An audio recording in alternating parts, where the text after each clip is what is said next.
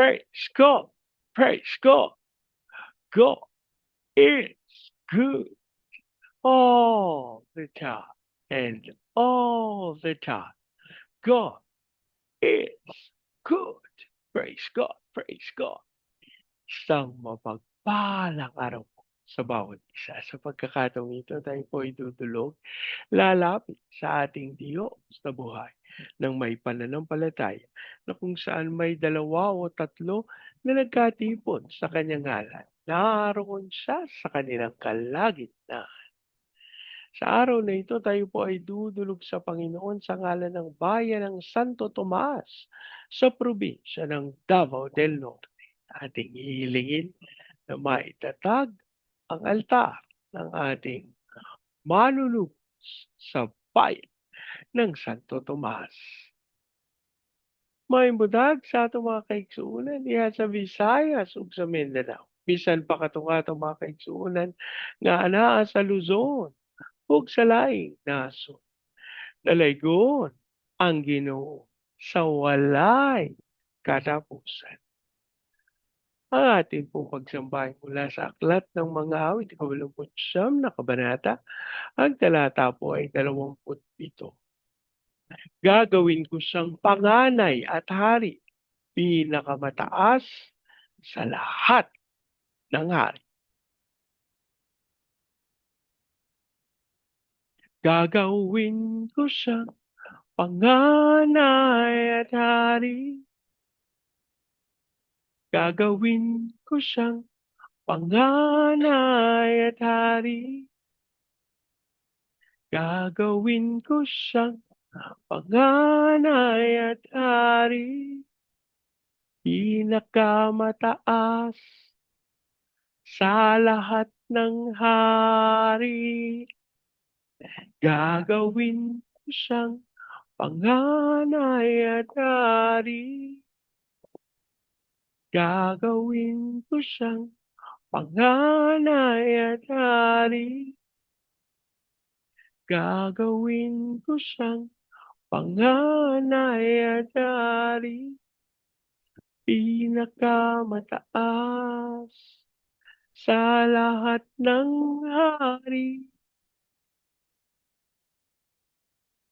Ama naming Diyos na makapangyarihan sa lahat, kami po'y nagpapasalamat sa pagkakataon na minsan pang makadulog at makalapit sa iyong banal na harapan. Ama, kami po'y nagpapakumbaba, humihingi ng tawad sa lahat naming pagkakasala at Ama, aming idinudulog sa iyo ang paglilinis sa lahat naming karumihan na naisip, nasabi, nagawa, dasal namin ng banal na dugo ng aming manunubos ang siyang maglinis at magpatawad sa lahat naming karumihan. Habang amin din pong idinudulog sa iyo, Panginoon, ang bayan ng Santo Tomas sa probinsya ng Davao del Norte. Ang aming panalangin, ang lahat ng altar at lahat ng kasunduan na ginawa sa Santo Tomas ng hindi ayon sa pangalan ng aming manunubos ay mapawalang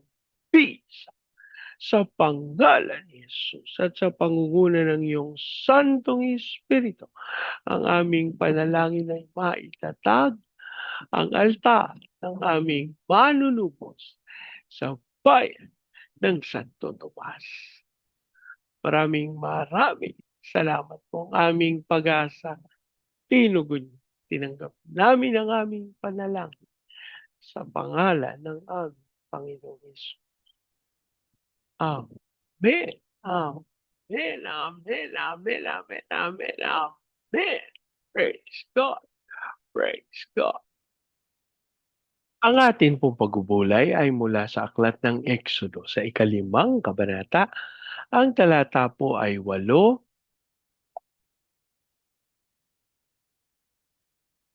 hanggang 9. Nang araw ding iyon, ipinatawag ng Faraon ang mga tagapangasiwang Ehipsyo at ang kapatas na Israelita. Sinabi niya, "Huwag na ninyo silang bibigyan ng dayaming ginagamit sa paggawa ng tisa. Hayaan ninyo sila ang manguha ng gagamitin nila at ang dami ng gagawin nila ay tulad din ng dati. Huwag babawasan kahit isa. Tinatamad lang ang mga iyan, kaya nagpapaalam na maghahandog sa kanilang Diyos. Lalo ninyong damihan ang kanilang gawain at lalo silang higpitan sa pagtatrabaho para hindi sila makapakinig ng kung ano-ano kasinungalingan. Ang Diyos po ang magpala ng kanyang buhay at makapangyarihang salita. Ang bahagi pong ito ng banal na kasulatan ay tumutukoy sa pananampalataya sa gitna ng mas matinding pagsubok. Kung minsan, kung kailan tayo sumusunod sa Diyos, doon lalong nagiging mahirap ang buhay. Kapag tinignan natin, inutusan ng Diyos sina Moises at Aaron na sabihan ng paraon na palayain ang mga Israelita. Pero sa halip na palayain, lalong pinahigpit ng paraon ang pagtatrabaho sa kanila.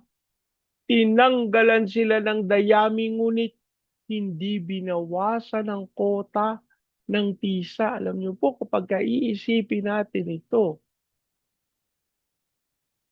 mauunawa natin na nadagdagan yung bigat nung kanilang trabaho. Ano po? Nung una, isinusupply sa kanila kung ano yung kailangan nila.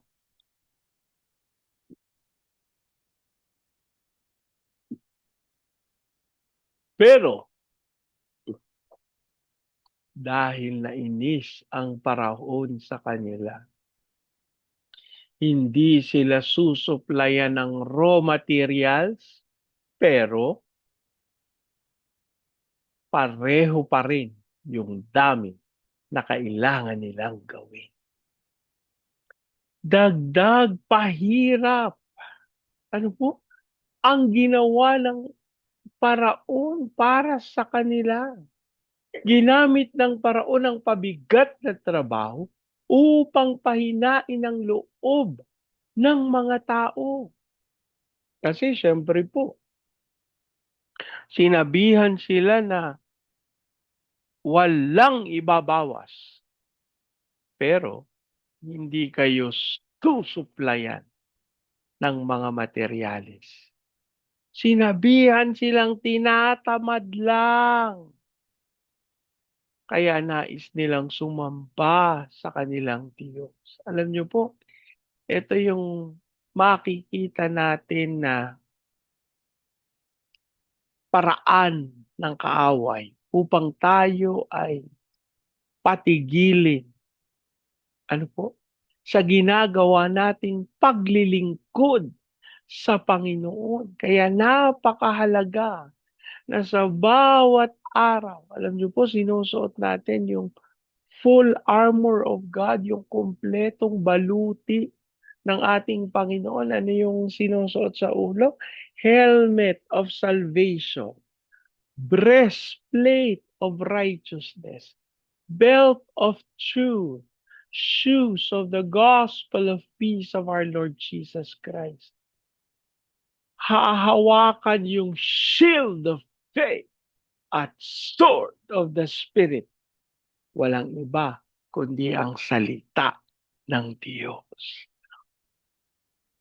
Bakit natin kailangan ito? Para sa lahat ng pagkakataon na may suggestion ng kaaway, naka-helmet na tayo. Hallelujah! Ano po? So, yung mga kasinungalingan ng kaaway, hindi yan magtatagumpay laban sa atin. Sinabi ng paraon, para hindi sila makapakinig ng kung ano-anong kasinungalingan. Kaya sila pinahirapan, no? Huwag nating kakaligtaan na nais ng kaaway na maputol ang focus sa pangako ng Diyos. Kasi napakaganda, napakadakila ng layunin ng Panginoon sa ating buhay. At sa pagkakataon na itatanggi natin ito, hindi lamang sa mapipigilan ng Panginoon na ganapin ang kanyang kalooban, bagkus panghihinaan tayo ng loob.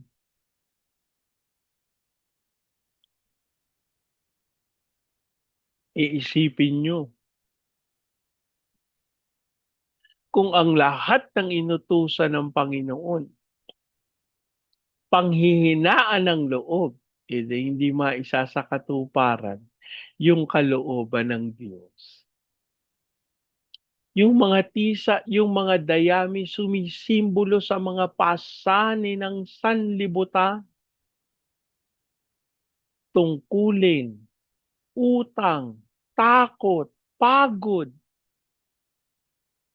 Kapag nais nating mapalapit sa Diyos, madalas na itong mga bagay na ito ang nagiging balakid upang mawala sa oras ang ating pananalangin at pagsamba. Kung naalala niyo si Pedro nung lumalakad siya sa dagat, bigla siyang lumubog kasi yung kanyang pansin galing o na nakatuon sa Panginoon.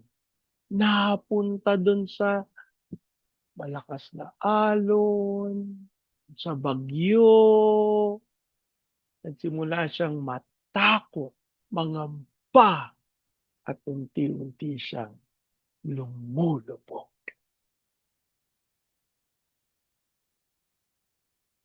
Para sa paraon, walang silbi ang relasyon sa Diyos at pag-aaksaya lamang ito ng panahon.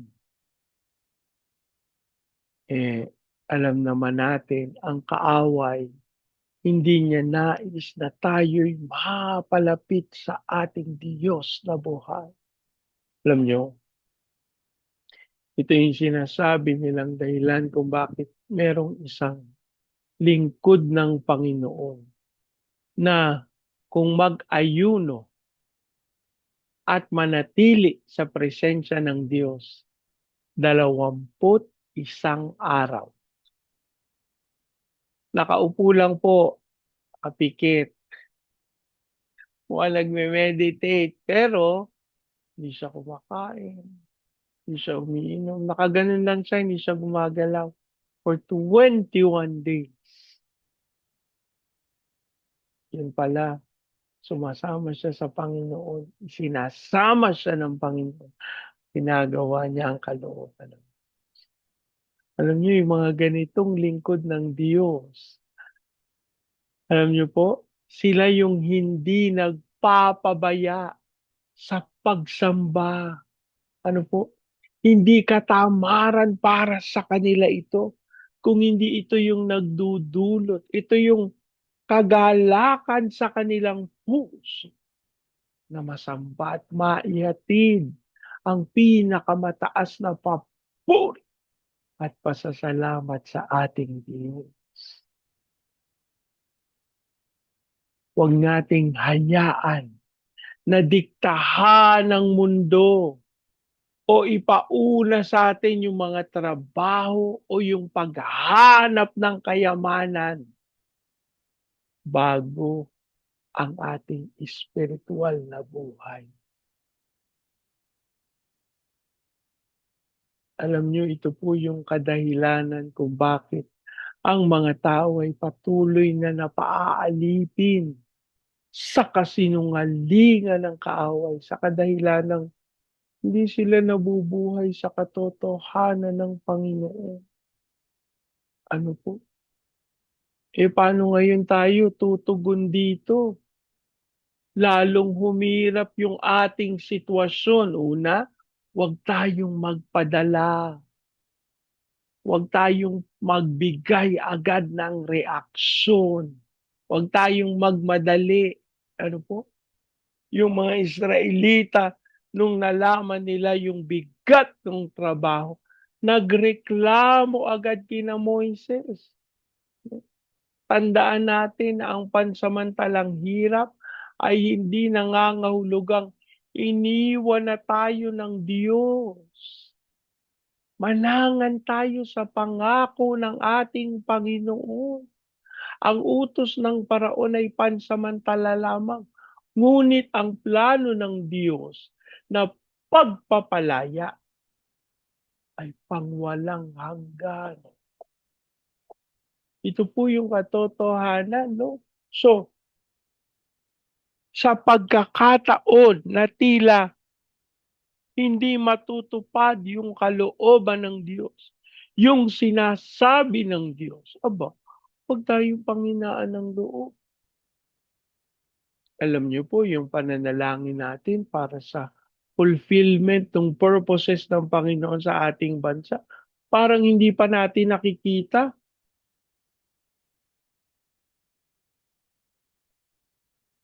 So ang nagiging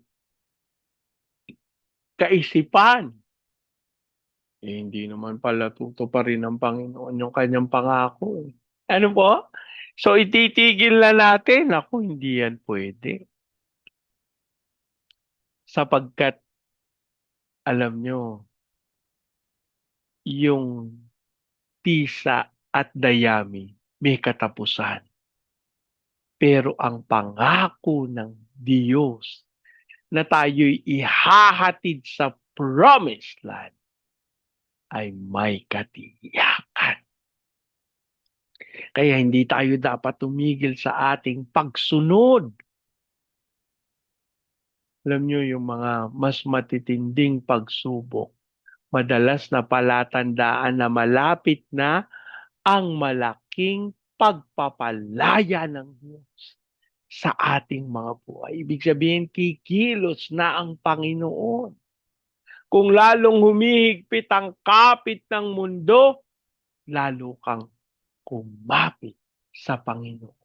Sa pagkakataon na nababatid mo, aba, mas pinapahirapan ako nito, no? Ang pangako ng paraon na pagpapahirap, kanya na yan.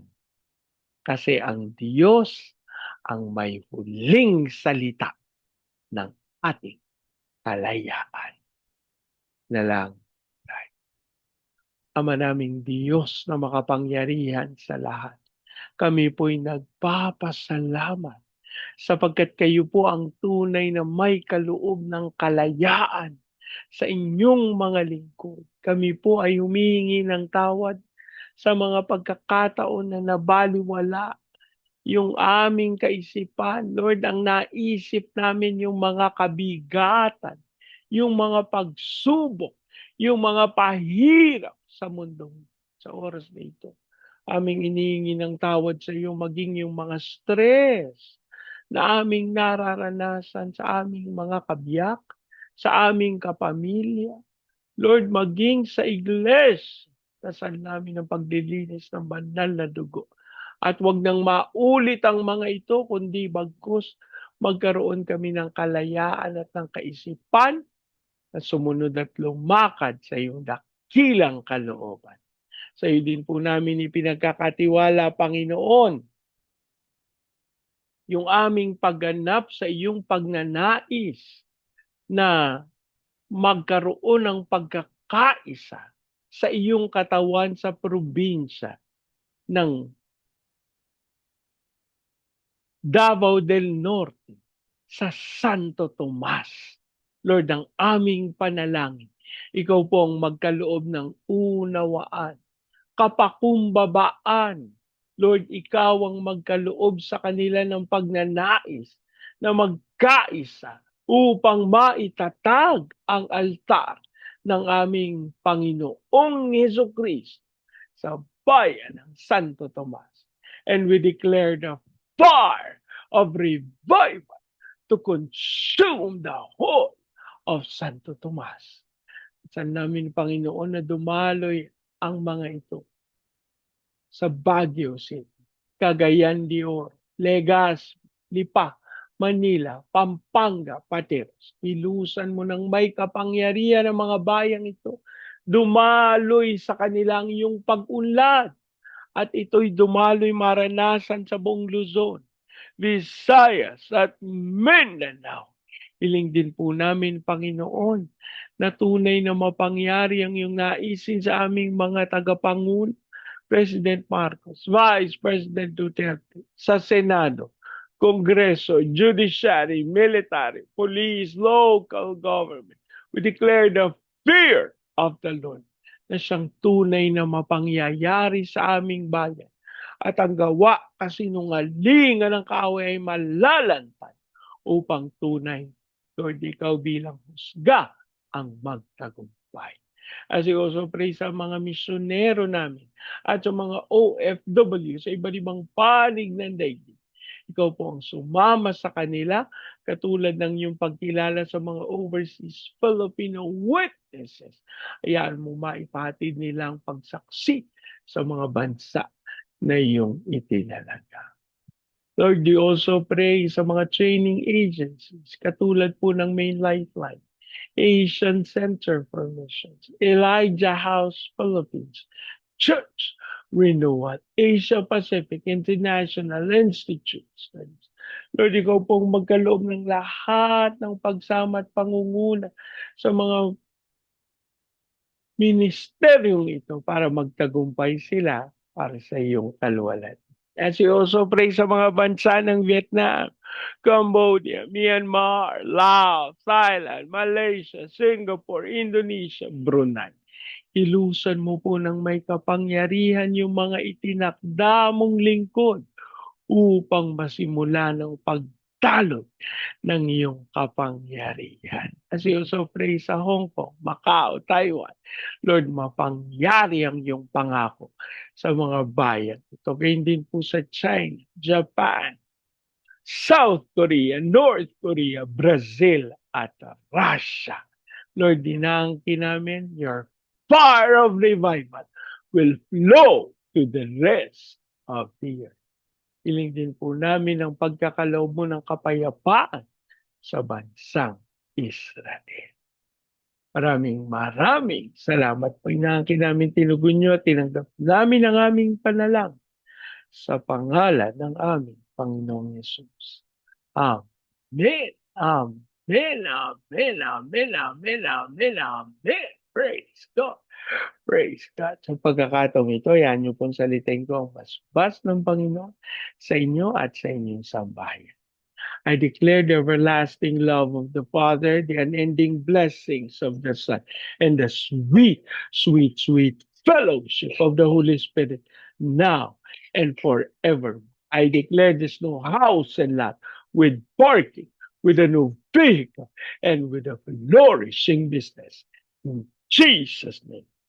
Amen. Amen. Amen. Amen. Amen. Amen. Amen. Praise God.